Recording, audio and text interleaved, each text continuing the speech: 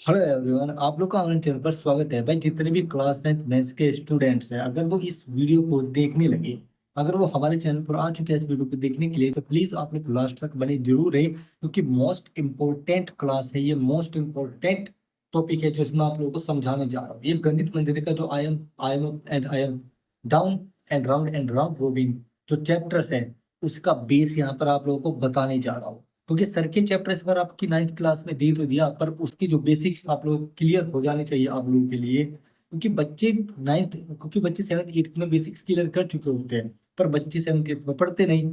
तो जब आप लोग 9th क्लास में आ चुके हैं, तो आप लोगों को बेस अच्छी तरीके से आना चाहिए। जो बेसिक्स आप लोगों के जो चैप्टर है मैं इसमें कराने वाला हूँ, वो है lines and angles, triangles and quadrilaterals. ये वीडियो फिलहाल तो अभी लाइन्स एंड एंगल्स के, क्योंकि ये चैप्टर्स है 9th क्लास की एनसीईआरटी की बुक की, जो 2025 तक थी। उसके अंदर lines and angles, triangles, quadrilaterals ये सेपरेट चैप्टर्स थे। लेकिन अब आप लोगों के लिए ये जो सिलेबस है वो चेंज कर देगा, जिसमें केवल जियोमेट्री का एक ही चैप्टर है as a unit, round I am round and down, round and round ये चैप्टर है। Sorry, I am up and down, round and round ये चैप्टर्स जो है ये सर्किल के ऊपर बेस है, जिसमें आप लोगों को बेसिक्स होना पता जरूर होना चाहिए। ठीक है, कॉन्ग्रुएंसी आप लोगों की मोस्ट इंपोर्टेंट है जो सर्किल में यूज होगी। लाइन्स एंड एंगल्स के कॉन्सेप्ट सबसे ज्यादा यूज होंगे। ठीक है, तो इसलिए आप लोगों को ये टॉपिक पता होने चाहिए। तो मैं आप लोगों को वन बाय वन चैप्टर के बेसिक्स आपको पहले क्लियर करूंगा, कुछ क्वेश्चंस कराने के साथ साथ, कि जो बेसिक्स आप लोगों को आया है वो बेसिक्स अप्लाई कैसे किया जाता है, इसलिए मैं आप लोगों को कुछ क्वेश्चंस भी कराऊंगा। तो आपका जो सबसे पहला जो चैप्टर है वो है lines and angles. Line and angles ये इसका पार्ट फर्स्ट है, ये पार्ट 3 हो सकते हैं, इसके पार्ट 3 हो सकते हैं, क्योंकि इसमें अलग अलग 3 एक्सरसाइज में एक्सरसाइज है। तो पहली एक्सरसाइज का कुछ कॉन्सेप्ट है, उसकी कुछ क्वेश्चंस मैं आपको कराऊंगा। फिर सेकंड एक्सरसाइज के कुछ कॉन्सेप्ट्स आपको पढ़ाने वाला हूँ, उसके फिर आपको कुछ क्वेश्चंस कराऊंगा। क्योंकि हर एक कॉन्सेप्ट को अगर आप अप्लाई करना नहीं सीखेंगे तो आप लोग सर्किल चैप्टर को अच्छे से पढ़ नहीं पाएंगे।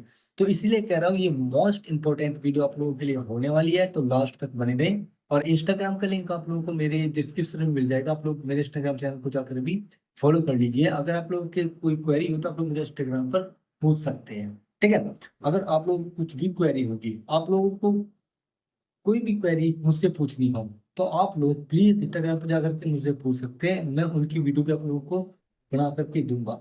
ओके, तो प्लीज आप लोग अभी जाकर के मुझे फॉलो जरूर कर लीजिएगा। अब चलो यहाँ पर हम चैप्टर को स्टार्ट करने वाले हैं बिना देरी किए। यहाँ पर हम कुछ बेसिक्स पढ़ेंगे, और प्लीज बेसिक्स अगर आप लोग सुनोगे तो आप लोग ध्यान से सुनना कि ये बेसिक्स आगे यूज होंगे। ठीक है, आपको पता होना चाहिए।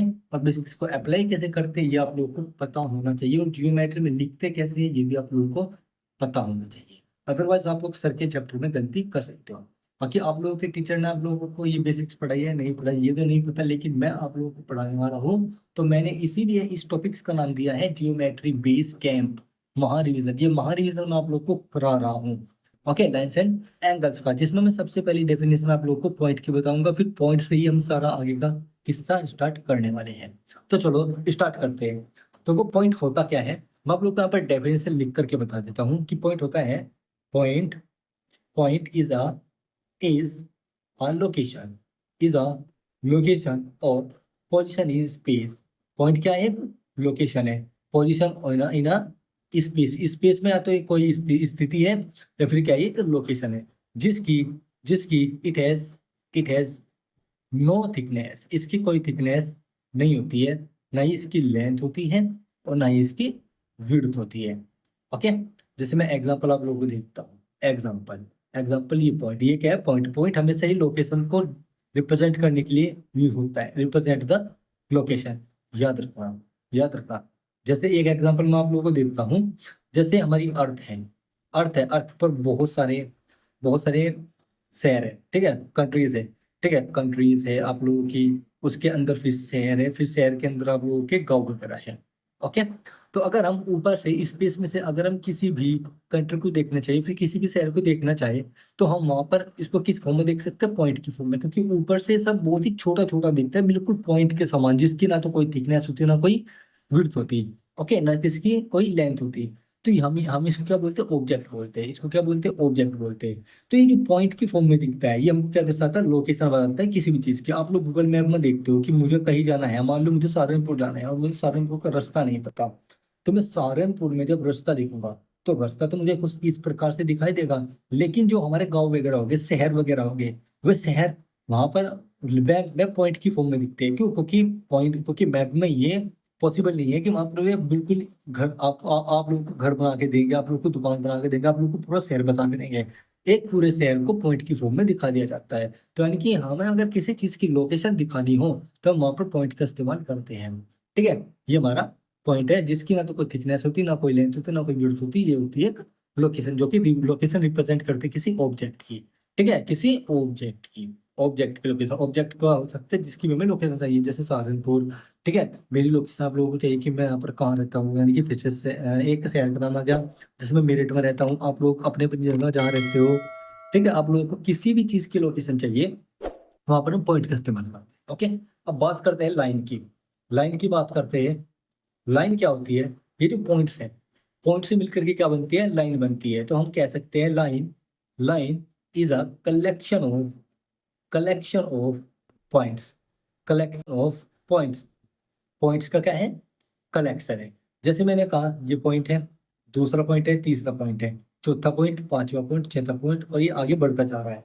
इधर भी पॉइंट, ये इस डायरेक्शन में भी बढ़ता जा रहा है, इस डायरेक्शन में बढ़ता जा रहा है। अगर हम इन पॉइंट्स को ज्वाइन कर दें, ठीक है, जैसे मैंने कहा अगर मैं इन पॉइंट्स को ज्वाइन करता हूँ, इन पॉइंट्स को मैं ज्वाइन कर देता हूँ, तो ये क्या बन गई? ये लाइन बन गई। और हम यहाँ पर एंड में ये एरो का साइन लगा देते हैं। इसका मतलब है ये क्या है? लाइन है जो कि कलेक्शन ऑफ पॉइंट है, जो कि विच कैन बी एक्सटेंडेड। यहाँ पर लिखेंगे इट कैन बी एक्सटेंडेड, इसको बढ़ाया जा सकता है, extended in both direction.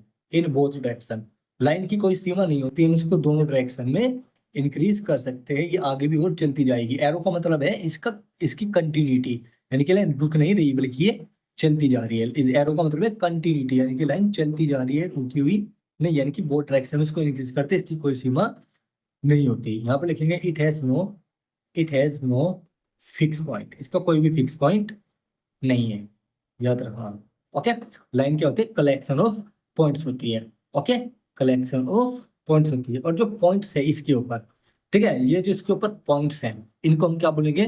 Collinear points. क्यों? क्योंकि एक लाइन के ऊपर रिप्रेजेंट है, ये किसी एक खास डायरेक्शन को दिखा रही है, क्योंकि एक ही प्लेन में आए हैं, ये एक ही प्लेन में आ रहे हैं। एक चीज और आप लोगों को बता दूं, ये आप लोग की वन डायमेंशनल होती है। Line is a one dimensional, line is a one dimensional.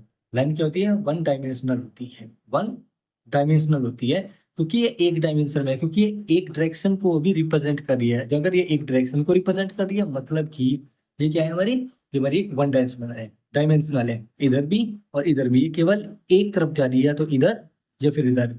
ठीक है, ये दोनों तरफ इंक्रीज हो रही है, दोनों तरफ इंक्रीज हो रही है, इधर भी इधर भी। तो एक प्लेन में है, एक प्लेन में, यानी कि हॉरिजॉन्टल है भी, हॉरिजॉन्टल ना कि भी वर्टिकल है। वर्टिकल ये भी के बाद फिलहाल हॉरिजॉन्टल है, इस तरीके से है, मतलब ये डायरेक्शन को दिखा रही है, यानी कि वन डायमेंशनल है। ओके, और जो उसके ऊपर पॉइंट है जो एक डायरेक्शन में है, जो इस तरह के पॉइंट होते हैं जो एक ही डायरेक्शन में है, ठीक है, एक ही डायरेक्शन में है, इनको हम बोलते हैं कोलिनियर पॉइंट्स। क्या बोलते हैं? Collinear points. याद रखना, इनको बोलते हैं कोलिनियर पॉइंट्स। और पॉइंट्स जो इस तरीके से होते हैं, डिफरेंट डिफरेंट डायरेक्शन में होते हैं, इधर भी इधर भी इधर भी, इनको हम बोलते हैं नॉन कोलिनियर पॉइंट्स। जो कि एक साथ एक लाइन में ना हो, उनके बोलते हैं नॉन कोलिनियर पॉइंट्स। याद रखना। ओके, अब बात करते हैं टाइप्स ऑफ लाइंस की। टाइप्स ऑफ लाइंस, लाइंस के टाइप्स क्या होते हैं? Types of lines, types of lines, types of lines. सबसे पहला आता है सेगमेंट। सेगमेंट और रे की बात करेंगे। किसकी? सेगमेंट और रे। सेगमेंट क्या होती है? Part of a line, part of a line. एक लाइन का एक टुकड़ा, उसको क्या बोलते हैं? लाइन, एक सेगमेंट बोलते हैं। मान लो ये एक लाइन है, एक लाइन है, एरो लग रहा है, मतलब दोनों डायरेक्शन में ये इंक्रीज हो सकती है, यानी कि रुक नहीं रही बल्कि कंटिन्यूअस है। ये क्या होगी? लाइन हो गई। ये क्या होगी? लाइन हो गई। मैंने कहा यहां से लेकर के ये ये जो पार्ट है, इसको मैं नीले कलर से हाईलाइट कर देता हूँ। ये क्या हमारी? सेगमेंट है, क्योंकि ये लाइन का क्या एक पार्ट है। और इसकी खास बात क्या है? इनके दोनों एंड पर क्या होंगे? पॉइंट होंगे। इनके दोनों एंड पर क्या होंगे?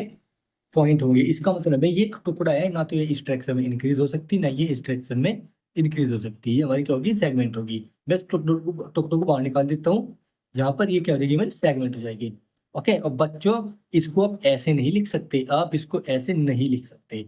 क्यों? क्योंकि लाइन का जो पार्ट होगा वो भी लाइन होगी, बिल्कुल सही बात है, लेकिन ये एक फिक्स पार्ट है, यानी कि ना तो इस तरह इंक्रीज हो सकता है, नहीं ये इस तरह इंक्रीज हो सकता है, बल्कि फिक्स टुकड़ा है। एक तो फिक्स टुकड़ा है, इसके दोनों एंड्स में एक एंड लग चुका है। इसको हम क्या कहेंगे, इसको हम क्या कहेंगे, लाइन कहेंगे, सॉरी लाइन सेगमेंट कहेंगे, सॉरी इसको लाइन सेगमेंट कहेंगे, लाइन सेगमेंट कहेंगे। और अगर आप ऐसे लिखोगे तो ये हमारी लाइन कहलाएंगी, ना कि लाइन सेगमेंट, क्योंकि इसका मतलब ये है एरो का कि कंटिन्यूटी को ये रिप्रेजेंट कर रहा है, यानी कि लाइन चलती जा रही है, चलती जा रही है, बिल्कुल रुकी ही नहीं रही। ओके, अब बात करते हैं रे की। रे की, रे क्या होती है, जो एक डायरेक्शन को पॉइंट करे, एक डायरेक्शन को पॉइंट करे। जैसे ये पॉइंट है, यहाँ से स्टार्ट होगी और ये इस डायरेक्शन में चलती चली जाएगी। लाइन का क्या था, ये हमारी रे है, ठीक है। लाइन क्या है, लाइन हमारी ये है, जो कि दोनों डायरेक्शन को रिप्रेजेंट कर रही है, दोनों डायरेक्शन को पॉइंट आउट कर रही है। इधर भी इंक्रीज हो सकती है, इधर भी इंक्रीज हो सकती है, और कंटिन्यूअस दोनों डायरेक्शन में बढ़ सकती है। लेकिन ये इस पॉइंट से स्टार्ट होकर के, यहाँ से स्टार्ट होकर के ये किसी एक डायरेक्शन को पॉइंट आउट करेगी, point out one direction, only one direction. ये केवल एक ही डायरेक्शन को पॉइंट आउट करती है, ये बात याद रखना, रे है, ठीक है। मान लो ये एक रे है, ठीक है, ये एक रे है ए और बी, तो हम रे को कैसे रिप्रेजेंट करेंगे, ए बी, इसके ऊपर हम बार लगा देंगे, बार लगा देंगे। हालांकि हम इसका यूज नहीं करते, लेकिन इसकी रिप्रेजेंटेशन यही है, ठीक है। जब भी हम यहाँ पर लाइन की बात करेंगे, जियोमेट्री में लाइन को हम रिप्रेजेंट करेंगे तो हम उनके नेम से रिप्रेजेंट करेंगे, और हम इसको स्मॉल लेटर से नाम देते हैं, जैसे L M N O P, P line Q line, हम इनसे इनको नाम दे देते हैं। जैसे ये लाइन अगर इधर जा रही है तो हम कह देंगे एल, ये क्या है, हमारी लाइन एल है, यानी कि इसका नाम है, ठीक है। हम इसके अगर यहाँ पर ए पॉइंट बी पॉइंट है तो हम इसको ए बी बार नहीं लिखते, ठीक है, ये अच्छा नहीं लगता, ठीक है, ये अच्छा नहीं लिख, मतलब लिख तो लेंगे, लेकिन हम जब हम यहाँ पर आसानी से उसको रिप्रेजेंट कर सकते हैं एक लेटर से, तो हम यहाँ पर दो लेटर लिख करके फिर ऊपर एरो क्यों लगाए, इधर झंझट क्यों ले, ठीक है। हम इसको इससे रिप्रेजेंट नहीं करते, चाहो तो कर लो, कोई दिक्कत वाली बात नहीं है, लेकिन सॉल्यूशन अच्छा नहीं लगेगा। हमें चाहिए, हमें एक प्रिसाइज सॉल्यूशन चाहिए, जिसमें सॉल्यूशन में लैंग्वेज थोड़ी कम हो, मतलब लैंग्वेज तो ज्यादा हो सकती है, ये है कि एक तरीके से प्रिसाइज हो हमारा सॉल्यूशन, अच्छा लगे, दिखने में अच्छा लगे, ठीक है। तो इसलिए हम यहाँ पर ए बी बार इस तरह से नहीं लिखते, बल्कि हम यहाँ पर लाइन एम एन इस तरह से नाम देते हैं। लेकिन हम एक्चुअली में रिप्रेजेंट कैसे करते हैं मैथमेटिक्स के हिसाब से, ऐसे लाइन, उसके ऊपर एरो, ठीक है, ये हमारी रे हो सकती है, ये हमारी रे हो सकती है। अगर हम लाइन की बात करें, लाइन की बात करें, ये लाइन है, ठीक है, ए और बी, तो ए बी लिखो, इसके ऊपर ऐसे लगा दो। हम इसको इससे भी हम इसका भी यूज नहीं करते, ठीक है, इसको भी कोई खास नाम दे देते, इससे हमारा जो सोल्यूशन है वो इजी हो जाता है लिखना, ठीक है, इससे हमारा सोल्यूशन इजी रहता है। तो टाइप्स ऑफ लाइन ये थे, सेगमेंट और रे। सेगमेंट और रे के बारे में आप लोगों को पढ़ना था, ठीक है। लाइंस ये रही, लाइंस आप लोगों की क्या होती है, कलेक्शन होती है पॉइंट्स की, और भी पॉइंट्स क्या होते हैं, कोलिनियर पॉइंट्स होते हैं, क्योंकि वे एक ही डायरेक्शन को रिप्रेजेंट कर देते हैं, ठीक है, इधर भी इधर भी, ठीक है, क्योंकि वो हॉरिजॉन्टल लाइन है, एक ही प्लेन में है, वो एक ही प्लेन में है, तो इसलिए हम इसको वन डायमेंशनल बोलते हैं। और इसकी कोई फिक्स्ड पॉइंट है, it has no fixed point, इसका कोई फिक्स पॉइंट नहीं होता कि इसका कोई फिक्स पॉइंट है, यहाँ से लेकर आते बस यहाँ ये चल रही है, यहाँ पर रुक गई और आगे नहीं बढ़ेगी, ऐसा कुछ नहीं है। ये दोनों डायरेक्शन में इक्वली इंक्रीज कर सकती है। और पॉइंट क्या होता है, पॉइंट एक लोकेशन होता है, जो कि पोजीशन होता है, लोकेशन बताता है किसी ऑब्जेक्ट की। ये एक पॉइंट है, एक लाइन बन गई, ये पॉइंट किसी न किसी की लोकेशन बता रहा है, ये भी पॉइंट है किसी न किसी की लोकेशन बता रहा है। लोकेशन से लोकेशन को मिला मिला करके हमने क्या फॉर्म कर ली, लाइन फॉर्म कर ली। उस फिर हम लाइन से क्या फॉर्म करेंगे, शेप फॉर्म करेंगे।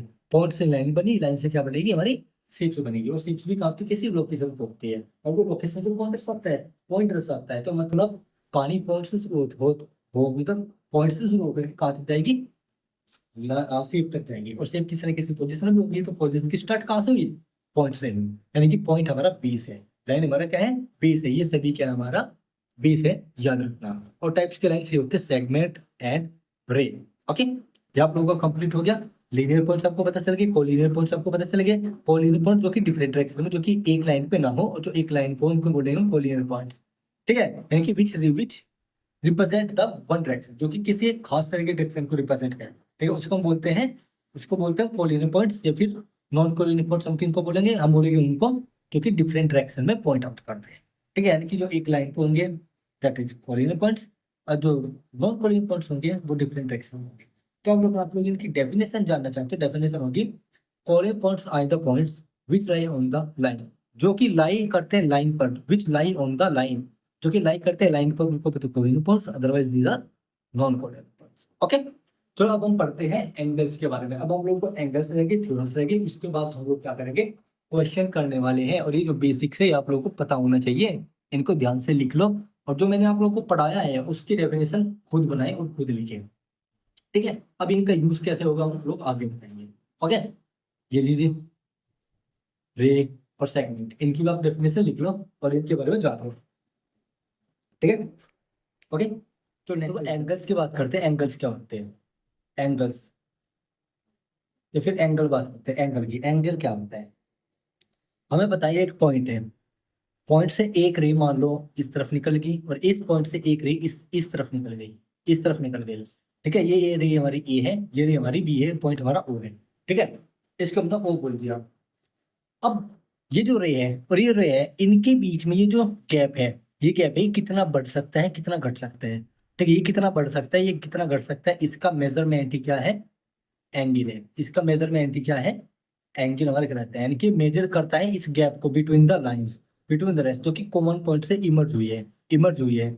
इनको हम क्या बोलते हैं? इसको बोलते हैं हम लोग एंगल, जो कि मेजर करता है amount of the gap between the two lines emerging from the one point called vertex. यानी कि हम यहाँ पर डेफिनेशन क्या लिखेंगे?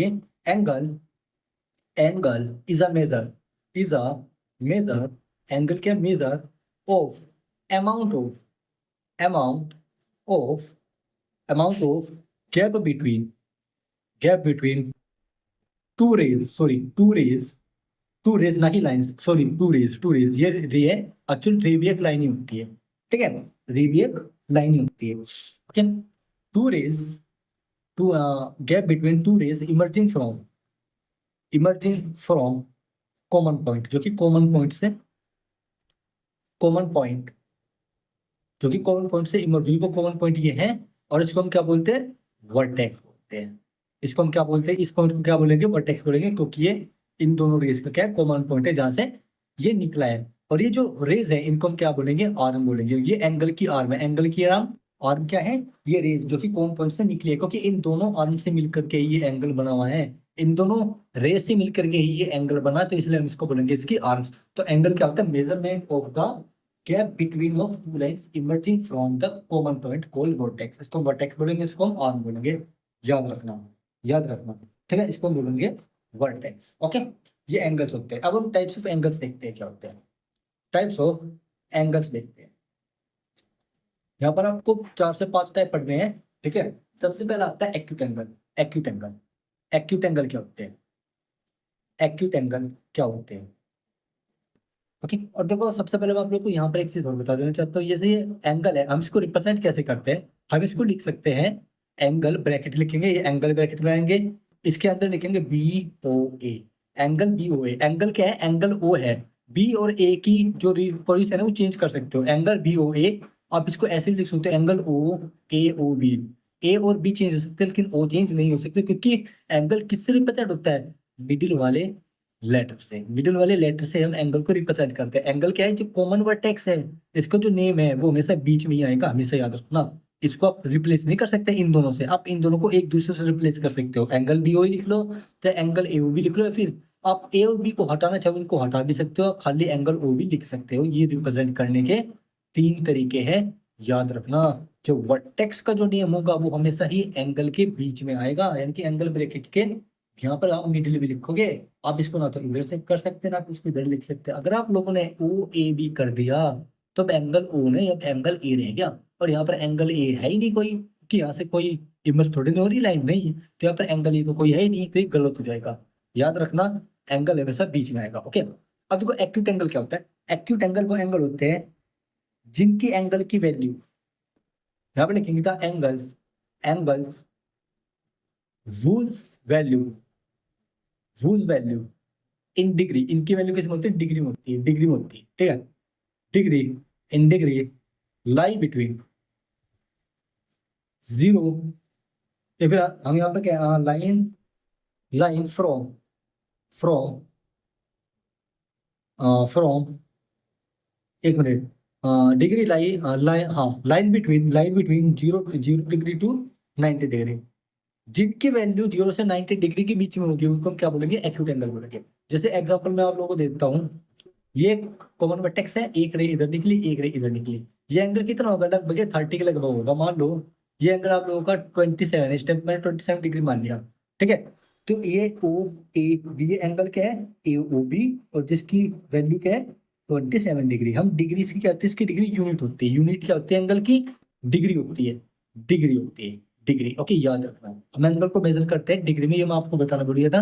एंगल को हम डिग्री में मेजर करते हैं। तो आप यहाँ पर लिखेंगे the unit of angle measurement, angle की मेजरमेंट की जो यूनिट है, मेजरमेंट मेजरमेंट इज डिग्री। क्या होती है? डिग्री होती है, याद रखना। ओके, याद रखना। एक्यूट एंगल हो गया। ओके, बात करते हैं राइट एंगल की। राइट एंगल क्या होता है? राइट एंगल, राइट एंगल क्या होता है? The angle, the angle whose value, whose value, जिसकी value, whose value becomes 90 degree, जिसकी वैल्यू 90 डिग्री हो जाए उसको हम क्या कहेंगे? उसको हम कहेंगे right angle. Right angle, right angle. यहाँ पर एंगल 0 नहीं हो सकता, 90 नहीं हो सकता, इनके बीच का जो एंगल है वो एक्यूट एंगल होगा। अगर 90 डिग्री हो गया तो एग्जैक्ट क्या हो जाएगा? राइट एंगल कहलाएगा। इसको हम कुछ इस तरह से रिप्रेजेंट कर, स्ट्रेट लाइन, ये आपकी लाइन स्ट्रेट है, इधर भी स्ट्रेट है, ठीक है, तो ये आपका 90 डिग्री का एंगल हो सकता है। इसको कहेंगे हम 90 डिग्री का एंगल। ओके, अब बात करते हैं राइट एंगल। अब करते हैं ऑब्ट्यूज एंगल की। ऑब्ट्यूज एंगल, ऑब्ट्यूज एंगल, ठीक है, ऑब्ट्यूज एंगल, ये एंगल है ऑब्ट्यूज। तो the angle, angle whose value, whose value, जिसकी value lie between, lie between 90 degree and 120 degree, जिसकी वैल्यू 190 डिग्री और 180 डिग्री की भी 120 डिग्री के बीच में लाई करते हैं। हाँ, एक minute, 90 degree 180, sorry 180 degree, 180 degree, 90 से 180 डिग्री के बीच में लाई करती है। 90 डिग्री से 180 डिग्री के बीच में लाई करती है, 180 डिग्री के बीच में लाई करती है, उसको हम बोलते हैं, उसको हम बोलते हैं is called, is called, is called obtuse angle. Obtuse angle उसको बोलते हैं हम लोग ऑब्ट्यूज एंगल, क्योंकि इसकी जो वैल्यू है 180 डिग्री और 90 डिग्री के बीच में लाई करती है। ओके, ये कुछ इस तरह का दिखता है, ये एंगल इस तरह का, फिर ये एंगल कुछ इस तरह का एंगल, इतना बड़ा गैप होता है इनके बीच में, कुछ ये लाइन इस तरफ, ये लाइन इस तरफ, तो लगभग 120 डिग्री के लगभग होगा, यानी कि 135 डिग्री कह लो, इसके आसपास ये एंगल होगा। तो ए बी, तो ये हमारा क्या ऑब्ट्यूज एंगल है, जिसकी वैल्यू 90 डिग्री और 180 डिग्री के बीच में लाई करती है। ओके, ऑब्ट्यूज एंगल हो गया, राइट एंगल हो गया, एक्यूट एंगल होगा, 3 एंगल तो हो गया आपके, 2 तरह के एंगल और होते हैं, 2 या 3 तरह के एंगल और होते हैं। नेक्स्ट इस पे देखते हैं, आप लोग इसे उतार लीजिए। ओके, चलो चलते हैं।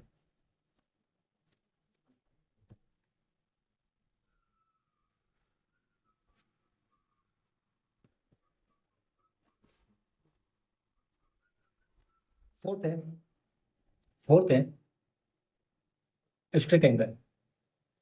स्ट्रेट एंगल कौन सा होता है? पिछले एंगल में वैल्यू 90 डिग्री और 180 डिग्री के बीच में लाई कर रही थी। ओके, ओके, अभी जो 180 डिग्री का एग्जैक्ट एंगल है इसको स्ट्रेट एंगल बोलते हैं। तो आप देखेंगे angle whose value, whose value, whose value lie between, sorry, whose value becomes 180 degree, जिसकी वैल्यू 180 डिग्री हो इस कोड, वो क्या कहलाएगा? Straight angle. उसको हम क्या कहेंगे? स्ट्रेट एंगल कहेंगे। इसको रिप्रेजेंट कैसे करते हैं? इस तरीके से, स्ट्रेट लाइन, ये आपका वर्टेक्स हो गया, एक रे इधर से निकली, एक रे इधर से सीधी निकली, और ये बीच में जो एंगल बना ये बचा ये बना 180 डिग्री का, इसको हम स्ट्रेट एंगल बोलते हैं, स्ट्रेट एंगल बोलते हैं। और ये स्ट्रेट एंगल है, इसीलिए ये क्या है? हमारी लाइन है। अगर कोई लाइन को प्रूफ करने के लिए कहे तो हम लोगों को क्या दिखाना होगा? अगर हम यहाँ पर बीच में एक लाइन को ड्रॉ कर दे तो ये जो एंगल बना, ये जो एंगल बना, इनका सम क्या होना चाहिए? 180 डिग्री होना चाहिए, ठीक है, यानी कि जिसको हम लीनियर पेयर बोलते हैं। आगे जाकर के आप लोगों को बताऊंगा। ये हमारा स्ट्रेट एंगल है। पांचवा, अब यहाँ पर है रिफ्लेक्स एंगल, या फिर रिफ्लेक्सिव एंगल इसको बोल देते हैं। रिफ्लेक्सिव एंगल, रिफ्लेक्सिव एंगल जिसकी value 180 degree, whose value lie between 180 degree and 360 degree, जिसकी वैल्यू 360 और 180 डिग्री के बीच में लाई करे, called reflex angle, reflex angle. Okay, जैसे इसको रिप्रेजेंट कैसे करते हैं? ये एक रे है, ये एक रे है, ठीक है, ये एंगल ए, सॉरी ये ए बी, ठीक है, ये आपका पॉइंट ए और बी, और ये पॉइंट ओ। ये जो एंगल है बैक एंगल, बैक एंगल इसको बोलते हैं reflex angle, reflex angle, reflex angle. अगर हमें ये वाले एंगल की वैल्यू चाहिए, ये वाले एंगल क्या होगा 360, अगर 360 में से रिफ्लेक्स घटा दे तो हमारा एक्यूट एंगल हो जाता है। क्या हो जाता है? एक्यूट एंगल हो जाता है। याद रखना। ओके ओके, इसको हम बोलते हैं रिफ्लेक्स एंगल, जो कि 180 डिग्री और 360 डिग्री के बीच में लाई करता है। और ये हमारा आगे, ये हमारा आगे एक्यूट एंगल, और ये पीछे क्या होगा हमारा? पीछे हो जाएगा हमारा रिफ्लेक्स एंगल। ठीक है, ये एक्यूट एंगल है। और जरूरी नहीं है एक्यूट एंगल ही हो, कोई भी एंगल हो सकता है। जैसे ऑब्ट्यूज है, ऑब्ट्यूज है, ये ऑब्ट्यूज अगर पीछे है तो रिफ्लेक्स, इसको घटा देंगे तो ऑब्ट्यूज एंगल। अगला एंगल कोई भी हो सकता है इधर का, लेकिन पीछे का हमेशा क्या रहेगा? रिफ्लेक्स रहेगा। यानी कि रिफ्लेक्स का मतलब उल्टा, उसका उल्टा ये इधर, तो इसका अपर डायरेक्शन में ये वाला एंगल। ओके, इसको बोलते हैं reflex angle. Sixth, complete angle. Complete angle समझ ही चुके होंगे। क्लॉक आपने देखी होगी, वो 360 घूमती है, पूरा घूमती है, पूरा एक गोल चक्कर लगाते हैं, यानी कि 360 डिग्री का एंगल वो फॉर्म करती है। तो यानी कि whose value whose value becomes 180 degree, sorry 360 degree, called complete angle. इसको हम बोलते हैं कंप्लीट एंगल। ओके, जैसे ये एक एंगल है, ठीक है, इधर से शुरू हुआ और ये यहाँ पर क्या बन गया? कंप्लीट एंगल बन गया। इसको क्या बोलेंगे?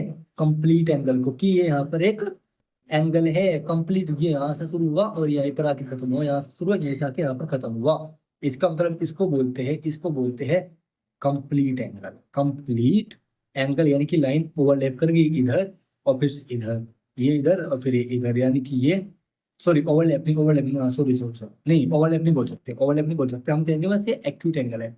सॉरी, एक्यूट नहीं, कंप्लीट एंगल है, कंप्लीट एंगल है। ओके, ठीक है, कंप्लीट एंगल है। याद रखना, इसको हम कंप्लीट बोलते हैं क्योंकि यहाँ से स्टार्ट हुए और ये क्या बन गया? यहाँ पर एक पूरा सर्किल यहाँ से स्टार्ट हुए, यहीं पर आ गए। इस पर करूँ तो बीच में क्या बन गया? बीच में क्या बन गया? कंप्लीट एंगल बन गया। कंप्लीट एंगल बन गया जिसकी वैल्यू 360 डिग्री होती है। ओके, और फिर उसको ऐसे रिप्रेजेंट करते हैं। ठीक है, ऐसे हम इसको रिप्रेजेंट करते हैं। याद रखना, इसको बोलते हैं कंप्लीट एंगल। आई होप कि आप लोगों को एंगल के प्रकार और एंगल्स आप लोगों को समझ में आ चुके होंगे। इनकी वैल्यू आप लोगों को पता होनी चाहिए, वरना बच्चे से काफी कंफ्यूज होते हैं। एंगल्स के बारे में आप लोगों को पता चल गया, लाइंस के बारे में आप लोगों को पता चल गया, पॉइंट के बारे में आप लोगों को पता चल गया। अब बाकी है इन लोगों को, इन सभी चीजों को यूज करने की, कि इनको यूज कैसे करते हैं। ठीक है, इनको यूज कैसे करते हैं, और कुछ साइंस होते हैं जिनका मतलब आपको पता होना बहुत जरूरी है। मान लो जैसे मैंने कहा, कुछ साइंस का पता होना आपको बहुत ज्यादा जरूरी है। देखो कैसे, कुछ साइंस का। ओके, जैसे यहाँ पर कोई एंगल है, ओके, और ये एंगल है, ये वाला एंगल है और ये वाला एंगल है। हमने कहा ये दो तरीके की साइन है। ये एक फिगर ही होगी,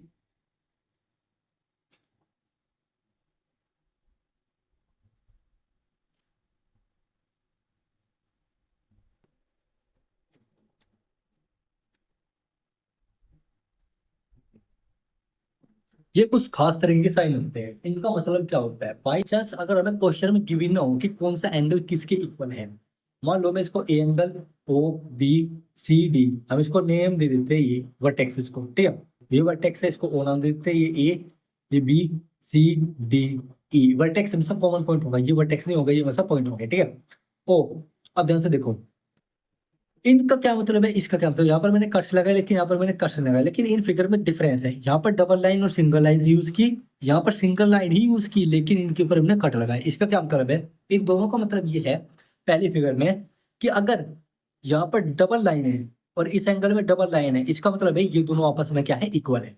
तो इनसे क्या मतलब है कि एंगल एंगल एओबी, ठीक है, plus, sorry, equal angle BOC, angle BOC, कि एंगल एओबी एंगल बीओसी के इक्वल है, क्योंकि यहाँ पर डबल डबल लाइन है, जिस एंगल में डबल डबल कर्व होगा। ठीक है, यहाँ पर एक कर्व है, सॉरी कर्व, ये जो कर्व है, ये अगर यहाँ पर भी डबल है, यहाँ पर भी डबल है, मतलब ये एंगल इसके इक्वल है। और यहाँ पर सिंगल सिंगल है, मतलब जो सिंगल सिंगल वे एक दूसरे के इक्वल, जो डबल डबल वे एक दूसरे के इक्वल। ठीक है, कई बार ट्रिपल भी लगा दिया जाता है किसी और अगर कोई और एंगल हो। ठीक है, मान लो यहाँ पर दो एंगल इधर होते हैं, यहाँ पर, तो अगर यहाँ पर तीन लगा देते, यहाँ पर तीन लगा देते, तो मतलब ये एंगल इसके इक्वल है। ठीक है, ये एंगल इसके इक्वल है, इसके इक्वल है, ये आपस में चारों इक्वल नहीं है, याद रख लेना। ओके, ये आपस में इक्वल नहीं है। ओके, ये एंगल इसके इक्वल है, ठीक है। तो यहाँ पर हम कहेंगे angle C O D equal to angle D O E, ठीक है। एंगल सी ओ डी ये वाला एंगल इसके इक्वल है डी ओ ई के इक्वल है, याद रखना है, ओके। और यहाँ पर कई बार यहाँ पर कट कट लगा देते हैं, अगर यहाँ पर एक ही लाइन है, ठीक है, तो यहाँ पर हम लोग क्या कहेंगे, अगर यहाँ पे सिंगल लाइन चारों पे यहाँ से पता नहीं चल रहा कौन एक एक मतलब कौन इक्वल है कौन नहीं, तो हम यहाँ पे क्या कहेंगे, यहाँ पर कहेंगे कट लगा करके कि ये एंगल इसके इक्वल है, ये एंगल इसके इक्वल है, जिस पर सिंगल कट है वो एक दूसरे के इक्वल है, और जिस पर डबल कट है वो एक दूसरे के इक्वल है। तो यहाँ पर कहेंगे angle B O C equal B O C C O D, angle C O D equal इक्वल है, ठीक है। और यहाँ पर हम कहेंगे क्या कि एंगल ए ओ बी किसके इक्वल है, एंगल डी ओ सी के इक्वल है, डी ओ ई के इक्वल है, सॉरी ई के इक्वल है, ठीक है। याद रखना अगर कई बार ये हो जाए, एक फिगर ये रही हमारे पास, एक फिगर और बना लेता हूँ।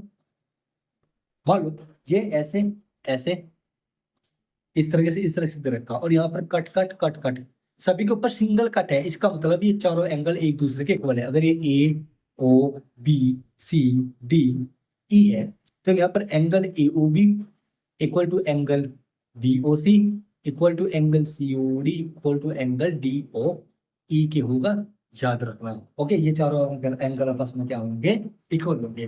देखो कई बार जब भी हम सॉल्यूशन लिखते हैं, सॉल्यूशन में कई बार हम एंगल किसी एंगल को उसकी मिडिल नेम से लिख देते हैं, ये लिखना बिल्कुल राइट है। लेकिन जब यहाँ पर बहुत सारे एंगल एक कॉमन आर्क से अटैच हो, तो तब हमें उनका पूरा नेम भी लिखना पड़ता है। क्यों? क्योंकि एंगल ओ अगर हम लिख देंगे तो इससे हमें साफ स्पष्ट पता नहीं चलेगा कि ये वाला एंगल है, ये एंगल है, ये एंगल है, ये एंगल है, ये किस एंगल की बात कर रहा है, यानी कि इनकी यूनिक आइडेंटिफिकेशन नहीं हो पाएगी। तो इसलिए उनकी आइडेंटिफिकेशन करने के लिए हम उनको पूरे नेम से दर्शाते हैं, और हमेशा ही हमें पूरे एंगल का नेम लिखना चाहिए, उससे हमारा जो क्वेश्चन जो हमारा आंसर है वो प्रिसाइज लगता है, बिल्कुल एग्जैक्ट फॉर्मेट में, बिल्कुल गुड लुकिंग दिखता है। समझ रहे मेरी बात? तो हमेशा ही हमें पूरा नाम लिखना चाहिए, ओके, याद रखना। अब चलो, आप लोगों को मैं कुछ और एंगल्स बता देता हूँ जो कि इनके अलावा होते हैं, ठीक है। कुछ छोटी सी और कॉमन टर्म्स में आप लोगों को यहाँ पर बता देता हूँ। जो यहाँ पर एक और एंगल होता है जिसको बोलते हैं एडजेसेंट एंगल। एडजेसेंट एंगल का मतलब क्या होता है? अभी मैंने आप लोगों को पीछे कुछ फिगर्स दिखाई थी, जैसे ये वाली फिगर्स है, ये वाली फिगर है, मान लो ये फिगर है, ये ए है, ओ है, बी है, ये सी है, ठीक है, लाइन से ये रेज है, ओके। ये वर्टेक्स ओ से दो एंगल बने, ए ओ सी, ठीक है, और एक एंगल बना एंगल बी ओ सी, ठीक है। तो ये जो एंगल है जो कॉमन वर्टेक्स है जिनका, और जिनकी कॉमन आर्म है, ठीक है, सॉरी कॉमन आर्म है, ये जिसकी जिसकी कॉमन आर्म है, ये हमारी क्या है, कॉमन आर्म, ये क्या है, कॉमन आर्म, कॉमन आर्म, और ये कॉमन वर्टेक्स है, कॉमन वर्टेक्स है। तो ऐसे एंगल्स को हम लोग क्या बोलेंगे, एडजेसेंट एंगल, यानी कि जो पास पास वाले एंगल है। ये एंगल क्या है आप लोग के, पास पास है, लेकिन मैथमेटिक की फॉर्म में कैसे बोलेंगे, जो कि कॉमन, जिनकी कॉमन आर्म हो, ठीक है, ये वाली कॉमन आर्म है, ना कि ये हमारी नॉन कॉमन आर्म है, क्योंकि ये इस वाले एंगल की अलग आर्म है, ये वाली आर्म इस वाले एंगल की है, ठीक है। तो ये आप लोग की नॉन कॉमन आर्म्स होंगी, नॉन कॉमन आर्म, ठीक है, ये आप लोग की नॉन कॉमन आर्म होंगी, नॉन कॉमन आर्म, ओके, और ये होगी कॉमन आर्म। तो हम यहाँ पे लिखेंगे the angles whose whose emerging point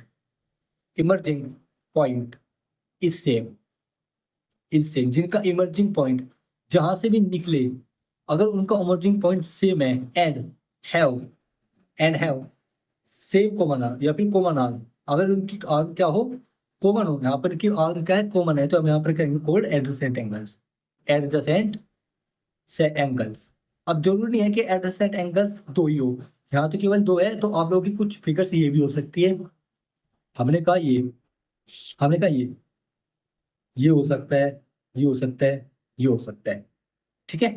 ये सभी एंगल, ये क्या है, ये आपके एडजेसेंट एंगल है, ये एडजेसेंट एंगल है, ये क्या है, ये आप सभी, ये यहाँ पर कॉमन आर्म है, इस वाले एंगल की कॉमन आर्म ये रही, तो ये और ये इसके एडजेसेंट है, इस वाले एंगल की कॉमन आर्म ये रही, कॉमन वर्टेक्स ये रहा, तो ये एडजेसेंट है। यहाँ पर ध्यान भी रखना कौन किसके एडजेसेंट है, यहाँ तो साफ साफ पता चल ये दोनों एक दूसरे के एडजेसेंट है, लेकिन यहाँ पर कॉमन आर्म ये रही, सॉरी कॉमन वर्टेक्स ये रहा, कॉमन वर्टेक्स, ठीक है, वर्टेक्स, और यहाँ पर कॉमन आर्म ये भी है, ये भी है। अब इस वर्टेक्स से कॉमन आर्म किस किस एंगल की है? अगर ये वाला एंगल देखे, ठीक है, और ये वाला एंगल देखे, इनका कॉमन आर्म ये है, ये है, ये है। वर्टेक्स तो सबका कॉमन ही है, तो ये दोनों आपस में एडजेसेंट है। ये एंगल इसके एडजेसेंट नहीं हो सकता क्योंकि इनकी कोई भी आर्म कॉमन नहीं है, लेकिन कॉमन वर्टेक्स है, पर आर्म भी कॉमन होनी चाहिए। लेकिन ये वाला एंगल है, ये वाला एंगल है, ये दोनों आपस में एडजेसेंट है। ये वाला एंगल इसके एडजेसेंट है, ये वाला एंगल इसके एडजेसेंट है, ठीक है, ओके। ये वाला एंगल इसके एडजेसेंट है, लेकिन ये वाला एंगल इसके एडजेसेंट नहीं है। यानी कि सब एक दूसरे के एडजेसेंट है, ऐसा भी हम नहीं बोलेंगे, हम बोलेंगे यहाँ पर कुछ कुछ एक दूसरे के एडजेसेंट है। ये इसके एडजेसेंट है, ये इसके एडजेसेंट है, ये इसके एडजेसेंट है, ठीक है। तो ये क्या है? आपके एडजेसेंट एंगल्स है, ठीक है। यहाँ पर सब एक दूसरे के हैं ये तो नहीं कह सकते, लेकिन इसमें कुछ एंगल्स एडजेसेंट हैं जो कि एडजेसेंट को जो कि एडजेसेंट को अलग अलग तरीके से शो कर रहे हैं, अपनी एडजेसेंसी को अलग अलग तरीके से शो कर रहे हैं। जैसे एक फिगर और बनाता हूँ, एक फिगर और बनाता हूँ, ठीक है। ये रही, ये रही, ये रही। ये एंगल इसके एडजेसेंट है, ये वाला जो एंगल है ये इसके एडजेसेंट है, ठीक है। पॉइंट ये रहा, इसकी आर्म मेरी इस एंगल की आर्म ये रही, ठीक है, ये रही। तो ये वाला एंगल इसके एडजेसेंट नहीं हो सकता, लेकिन ये वाला एंगल इसके एडजेसेंट है। इसके एडजेसेंट कौन सा एंगल होगा? ये वाला एंगल होगा। ये इसके एडजेसेंट है, ठीक है, ये वाला इसके एडजेसेंट है, लेकिन ये वाले एंगल एडजेसेंट नहीं है क्योंकि इसकी जो कॉमन आर्म है ये है, ठीक है, इसके साथ। लेकिन इसकी जो आर्म है वो हमेशा नॉन कॉमन है, ठीक है। वर्टेक्स सेम है लेकिन नॉन कॉमन आर्म है। इसकी आर्म ये है एक, एक ये है, ठीक है। इसकी आर्म एक ये है, एक ये है। क्या कॉमन आर्म है? यहाँ नहीं है, तो मतलब ये एडजेसेंट एंगल नहीं है। लेकिन ये इसके एडजेसेंट है, ये इसके एडजेसेंट है, ये वाला इसके एडजेसेंट है, ये इसके नहीं है, ये वाला इसके नहीं है, ये वाला इसके एडजेसेंट है, ये वाला इसके एडजेसेंट है, लेकिन ये दोनों आपस में एडजेसेंट है। ये वाला इसके एडजेसेंट है, ये वाला इसके एडजेसेंट है, ठीक है। तो ये होते हैं आपके एडजेसेंट एंगल, ओके। अब बताता हूँ आपको लीनियर पेयर का। लीनियर पेयर समझना बहुत ज्यादा जरूरी है। लीनियर पेयर,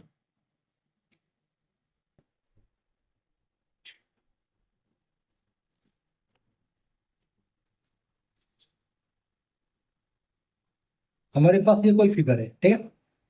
यहाँ पर हमने एक लाइन ड्रॉ करी जो कि इंटरसेक्ट करी है पॉइंट ऊपर, इसको बोलते हैं इंटरसेक्ट। ये आपका इंटरसेक्टिंग पॉइंट है, इंटरसेक्टिंग। जब कोई वेव किसी लाइन को कट करते किसी पॉइंट पर, उसको हम बोलते हैं इंटरसेक्ट। क्या बोलते हैं? इंटरसेक्ट, ठीक है। इंटरसेक्ट पॉइंट, इंटरसेक्टिंग पॉइंट है, ठीक है। इंटरसेक्टिंग पॉइंट ए है, ओ है, बी है, और ये सी है। A O B, okay, B O C, ये एंगल है, ओके, ये एंगल है। जब इन दो एंगलों का सम, जब किन्हीं दो एंगलों का सम क्या हो जाए? 180 हो जाए, या फिर मान लो किन्हीं भी एंगल्स का सम अगर 180 डिग्री हो जाए, उनको क्या बोलेंगे? Linear pair. यानी कि वे दो एंगल मिलकर के लाइन बना रहे होंगे। क्या बना रहे होंगे?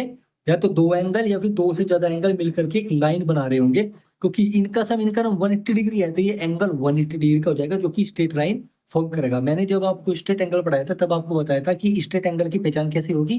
अगर यहाँ पर एक लाइन को ड्रॉ कर दे, इस वाले एंगल का सम इस वाले एंगल का सम 180 डिग्री होना चाहिए, ठीक है। इसको बोलेंगे हम लीनियर पेयर।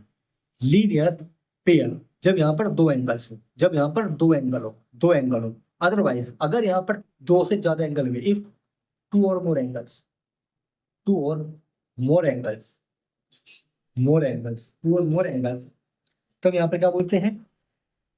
फिगर आपको ड्रॉ कर देता हूँ। ये वाले एंगल है, ये वाले एंगल, ये एंगल, ये एंगल, ये एंगल, ये एंगल, इन सभी का सम क्या है? 180 डिग्री है, ठीक है। ये पूरा क्या है? 180 डिग्री, क्योंकि एक लाइन फॉर्म हो रही है, A O B C D E, okay. A O B, B O C O D, D O E, इनका सम क्या है? इनका सम 180 डिग्री है। ये आपके क्या हो जाएंगे? Linear pair angles. अब ये लीनियर पेयर नहीं रहेगा, ये लीनियर पेयर एंगल्स हो जाएंगे, क्योंकि दो से ज्यादा एंगल यहाँ पर इंक्लूड हो चुके हैं, याद रखना, ठीक है। जिन एंगल्स का सम, जिन एंगल्स का सम 180 डिग्री होता है, ठीक है, जो कि 180 डिग्री को फॉर्म करे, उसको हम क्या बोलते हैं? लीनियर पेयर बोलते हैं, लीनियर पेयर बोलते हैं। The sum of the angles, if the sum of the angles 180 degree after forming a angle, समझे मेरे बात? देखो, if the sum of the angles are 180 degree, then these are called linear pair। linear pair तब क्या बोलेंगे? linear pair, okay. तब हम क्या बोलेंगे?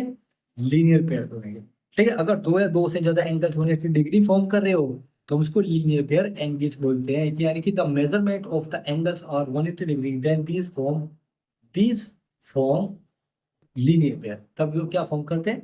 लीनियर पेयर फॉर्म करते हैं। If the sum of if the sum of angles are 180 degree 180 degree then these these form, तो यहाँ पर these form ये क्या फॉर्म करते हैं?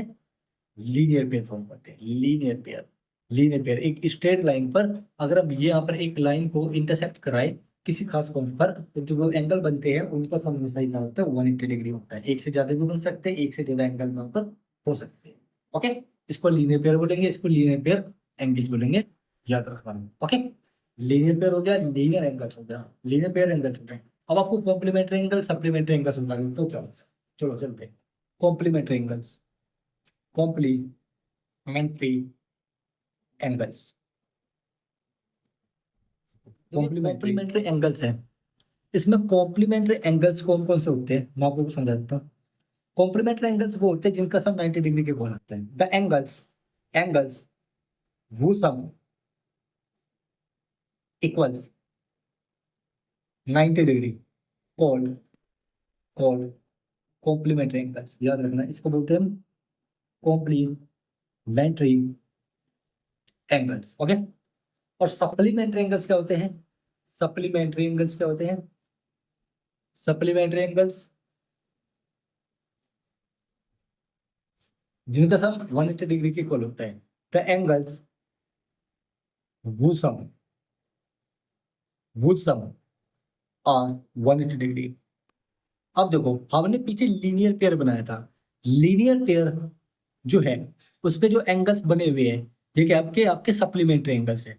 ए ओ बी सी, यानी कि angle A O B and angle B O C are supplementary, क्योंकि इनका सम हमेशा क्या 180 डिग्री होगा। लेकिन अगर आप लोग कहो जिन एंगल का सम 180 डिग्री होता है वो हमेशा लीनियर पेयर फॉर्म करते हैं, ऐसा बिल्कुल भी नहीं होगा। ठीक है, एक मिनट।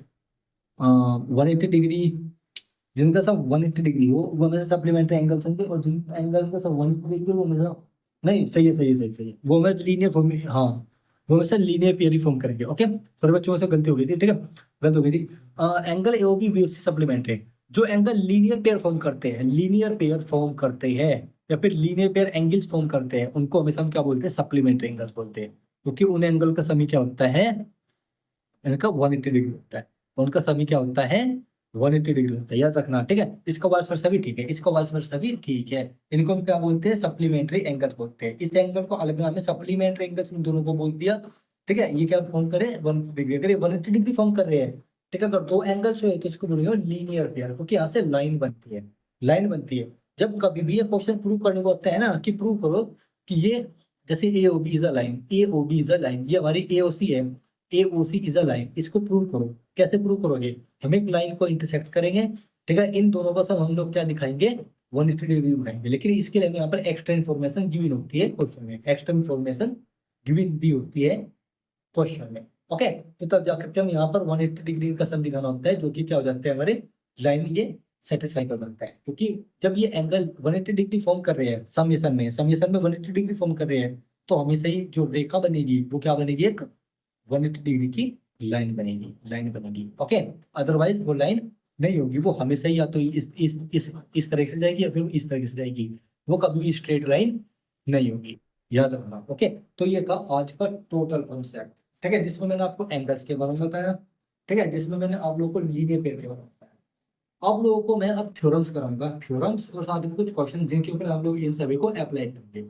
ओके, लेकिन अब जो ये वीडियो है ये बहुत ही ज्यादा लॉन्ग हो चुकी है, 40 मिनट से अबव हो चुकी है। अगर मैं अभी आप लोगों को कराने बैठूंगा तो कम से कम 1 आवर से अबव चली जाएगी, और बच्चा आजकल ऐसा है जो कि 1 आवर से भी ऊपर वीडियो देखना पसंद नहीं करता। बाकी वो 1 घंटे की भी वीडियो नहीं देख सकता है, मुश्किल से मिनिमम 30 से 35 मिनट की वीडियो बच्चे देखना पसंद करते हैं। बाकी मैंने यहाँ पर 40 मिनट की मैंने वीडियो बनाई है।